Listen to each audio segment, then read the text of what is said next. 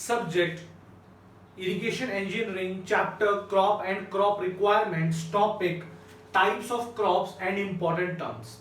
So now students, now let us understand. Now we have started a new chapter, that is the crop and crop requirements. So the first topic is types of crops and important terms, right? So when you are designing a canal or when you are doing anything in the irrigation engineering, there are some terms which are frequently used. So what are those terms, what is the meaning of those terms, and what are the different types of crops that we are dealing with in irrigation engineering? All these things we are going to look in this chapter, that is the types of crops and important terms, right? So let me use another marker, right? Okay, now first of all, let us discuss the types of crops. So broadly classifying, we have two types of crops, right? So crops we basically classify on the basis of season, that in which season they are actually sown and in which season they are actually harvested, right? So for example, this is your sown period, sowing, right? This is your sowing period, and after some time you have a harvesting period also. Right? So generally the type of crops that we in India, what we practice is that we classify crops on the basis of season, and we have two types of crops. So first one is a Rabi crop. Another one is a Kharif crop. Clear? So first of all, let us discuss about the Kharif crop, then I will talk about the Rabi crop, right? If you remember, in previous lecture I gave you a term which is known as KAS. If you remember, KAS, right? K stands for Karnataka or Kashmir, whatever. A for administrative and S for services. So Karnataka administrative services or Kashmir administrative services. So A stands for April, and S stands for September. Because in examination these two topics are very important and very easy also, but what happens in examinations, the students they forget that what was the Rabi, what was the Kharif crop. So what is there, I have made a small, you can say, trick. So K stands for Kharif. Clear? So Kharif crops are those crops which are sown in the month of April and harvested in the month of September, right? So I am writing here, so these crops, they are sown in April, right, and harvested in September. There is another name given to Kharif crops. Kharif crops are also known as monsoon crops. The Kharif crops are also known as monsoon crops, right? Okay. Now coming to the Rabi crop. So which month is left? So it is April to September. So from March, you can say from October to March is left, right? So I will write the Rabi crops are those crops which are sown in October and harvested in March.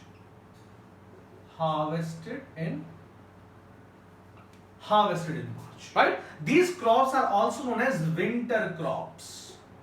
The Rabi crops, right? The famous example of a Rabi crop is wheat. Let me do an example, also use another marker. Example. So example is wheat. The most famous example of a Rabi crop is wheat. We also have grams. We also have barley. We also have peas, etc. Many other examples are there, but the famous example being wheat, because wheat has been asked in examinations many times. That wheat is a type of Rabi crop or Kharif crop. The correct answer is Rabi crop. Okay. Now, talking about the examples of Kharif crop. So Kharif crop, these are also known as the monsoon crop. The most important example is rice. So example is rice. Apart from rice, what is important is that sometimes in examination, groundnut is also asked.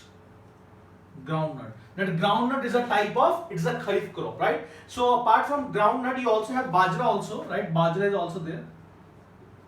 Bajra, etc. And many other types of crops, right? Now, I will give you a trick also, that in examination, if some crop has been mentioned and you don't know whether it is a Kharif crop or a Rabi crop, just imagine, just being a common person, just imagine that in which season do you eat that particular crop more, right? For example, if I talk about your you can say, if I talk about the, let's say, your groundnut. So groundnut you are generally eating in your winters, right? In winters you are generally eating groundnut, right? It means that if it has been harvested in the you can say during the winter time, or a little bit of winter time, it means that it is basically a kharif crop, because it was sown in monsoon. Then only it can be harvested during the winter time, and then you have in the month of October, November, after the Deepavali in India, right? You have the kharif crops. Okay.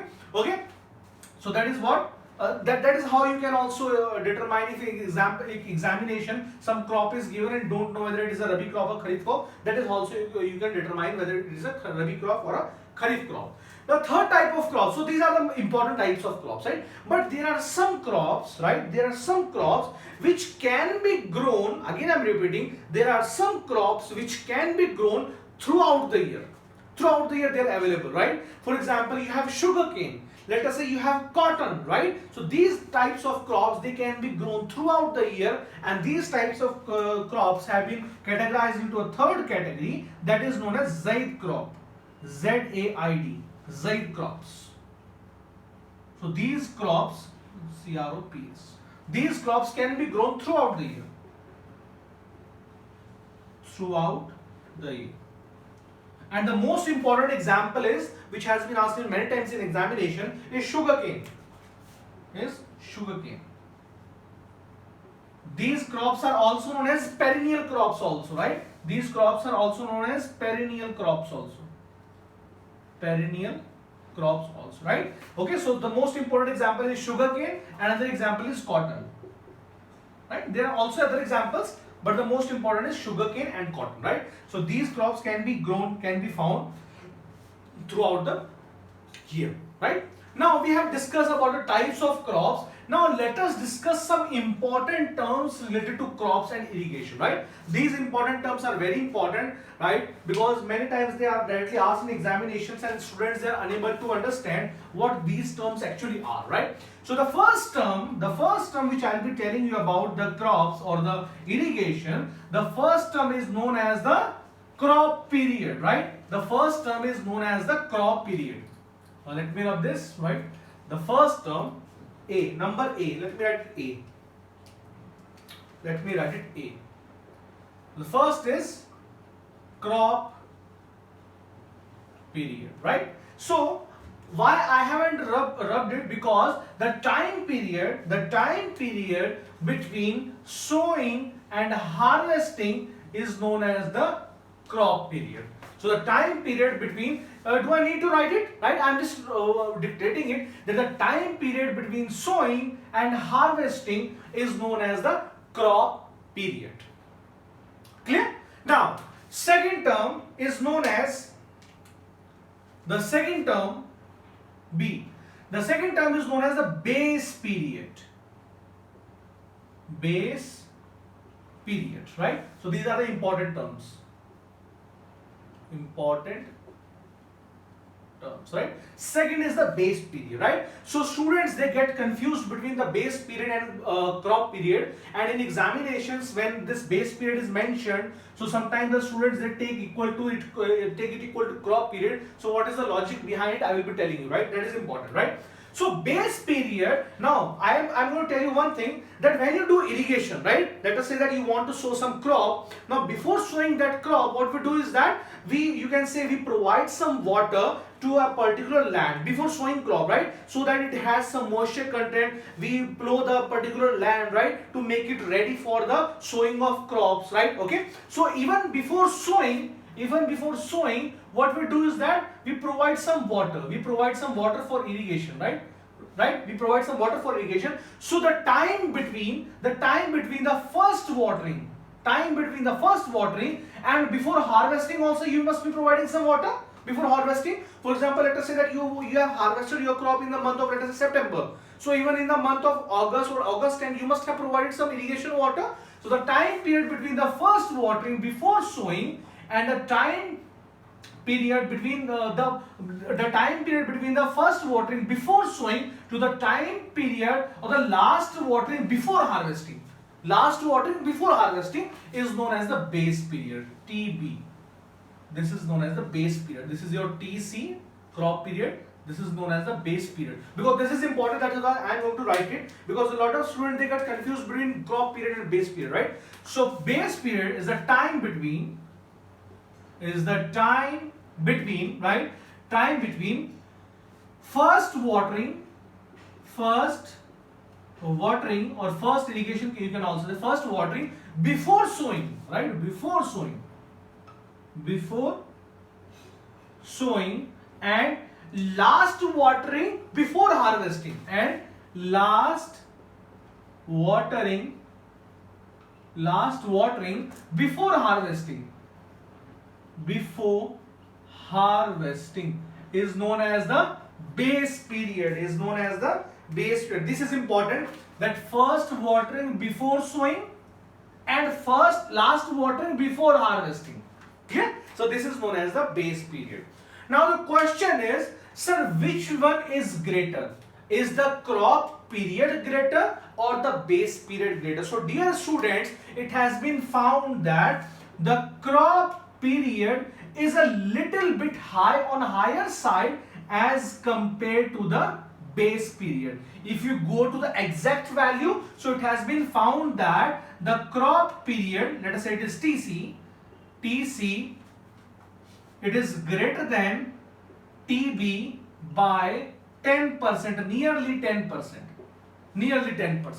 But for calculation purposes, again I am repeating, generally it is greater than TB, but for calculation purposes, I am writing here, for calculation purpose,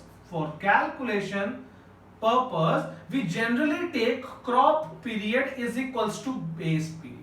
For calculation purpose, we take crop period is equals to base period. But suppose in interview examination, even in GATE examination, a question comes that which of the following is correct, and this relation is given to you, it is correct, right? If it is given TC is equals to TB, no, this is not exactly correct. This is exact value. That is TC is greater than TB. By how much? By 10%. Clear? Now let's move to the next important term. Let me denote it with C. So C is known as the paleo irrigation. PALEO, paleo irrigation.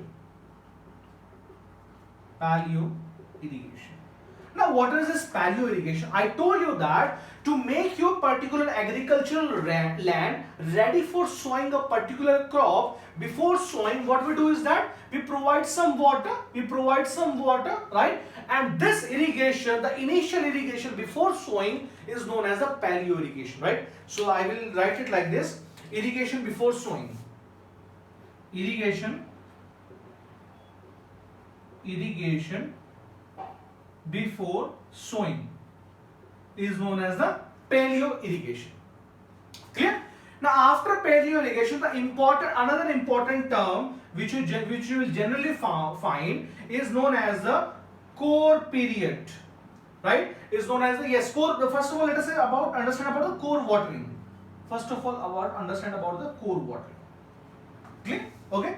Now what is consumptive use? The amount of water used by plants for the maximum growth is known as the consumptive use. I told you that. Now the question is, what is that particular time at which the crops will have maximum growth? So it has been found that when your crops are a few centimeters in length or in height, right? Again I am repeating, when your crops are a few centimeters in height, it has been found that they have the highest water absorbing capacity, or they have the highest consumptive use at that period. At which period? When they are a few centimeters taller, right? So the irrigation, it means that you have to provide maximum irrigation at that time. You have to provide maximum irrigation for the growth of the plants, or for the growth of the crops, right? And that you can say irrigation which you provide in that period when they are just a few centimeters tall is known as core watering. So I am writing here irrigation water provided, right? Irrigation water provided to crops when they are few centimeters in height.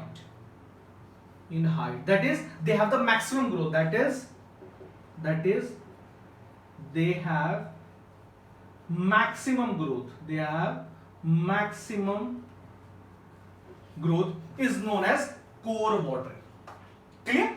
Now, related to the core watering, there is a term which is known as core period. E stands for core period. E point is core period, right? So now what is this core period? Now it does not mean that you will provide this core watering only in 1 day or 2 day or 3 day. It will take time. It can be 1 week or 2 week, or because for example for wheat it is 2 to 4 weeks, right? So the time period in which you are providing core watering is known as the core period. Clear? Again I am repeating, the time period in which you are providing core watering to a particular crop is known as core period. Simple. Clear? I am not going to write about it because I have explained, right? Now after core watering and core period, another term is known as the core water depth. Now let me rub this, right? Now let me rub this. I hope you have got it. Now let me rub this because I have explained you this, right? Right? The next important thing is core water depth. F, number F point, right? So F point would be core water depth. Core water depth. Now what is core water depth? So you have provided core watering for a particular core period. So you must be providing some volume of water over a particular, you can say, area. So volume divided by area, there will be some depth of water. So that depth is known as the core water depth. Or you can say that the maximum depth of water during the entire crop period or the entire base period is known as the core water depth, right? Whenever you are designing your crop, generally we design with the core water depth because it is the maximum depth of irrigation. Clear? Now, after this crop water depth, another term that we generally use is known as the capacity factor. Capacity factor. CF. Capacity factor, right? Now, what is the purpose of calculating all these values? The purpose of calculating all these values is that you must know how much discharge should be released from a particular irrigation source. Generally it is irrigation canal, right? So how much discharge should be released? Now what we do is that generally we design our canals for the maximum discharge, generally, right? Because when you have the maximum discharge, you have the maximum water available, right? And when you have the maximum water available, your growth of crops will be very high because there will be no water scarcity for them, right? Okay. So generally we design our canals for the maximum discharge. But is it possible that throughout the base period you will have the maximum discharge in canal? No, because sometimes when there is heavy rainfall, the canals can be full or maximum discharge. If there is no rainfall, if there is arid season, then the authorities, they may not allow the canal to flow full or the maximum discharge. There can be some lower discharge. So capacity factor is actually the mean discharge of canal or source, right? Of canal or source divided by the maximum discharge or Qmax. That is the mean or average discharge of canal or source to the maximum discharge of canal or source is known as the capacity factor. Clear? Okay. So generally we try that the capacity factor should be equal to 1. Why? Because if it is equal to 1, it means that the mean discharge is equal to the maximum discharge, and that will be beneficial for the crops ultimately. But that is why we try in designing purpose that the capacity factor should be almost equal to 1. Right? Now the last important term that is used in irrigation engineering is known as the time factor. TF. Right? So what is this time factor? The time factor is that now you know that for a particular crop what is the base period. Now you assume that throughout the base period the irrigation water is available. Clear? Now from where that irrigation water will come? The irrigation water will come from the canal. So you assume that throughout the base period the entrance of the canal is open and the canal is giving us water, right? But is it actually true? No, because sometimes the authorities, the government authorities, they might think, okay, that in this area the irrigation canal was open for 1 week, now it's time to provide that irrigation water to some other area, because nowadays there is water scarcity, right? So what is happening is that time factor is actually equal to the, you can say, canal run, that is for how much time the canal is actually running, divided by, it is the canal period. Or you can also say that the time, or you can say that time canal actually providing water,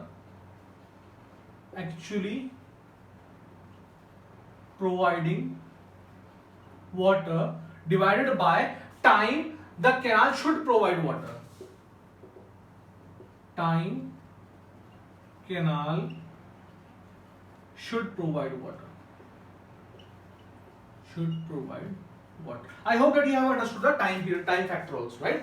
So these were the basic important terms which are generally used in irrigation engineering. One is the crop ratio, right? I have already told you that is the Kharif area divided by the Rabi area, right? So that is, I have already told you. In some books it is given vice versa also, okay? So types of crops, important terms, all these things are clear. Now let's move forward and let's understand a very important, you can say, very important topic, that is about the duty and delta of a particular crop, right? So what is duty and what is delta? Because questions are asked very frequently from that single topic, that is the duty as well as the delta. So now let's move forward and understand the concept of duty and delta. Thank you.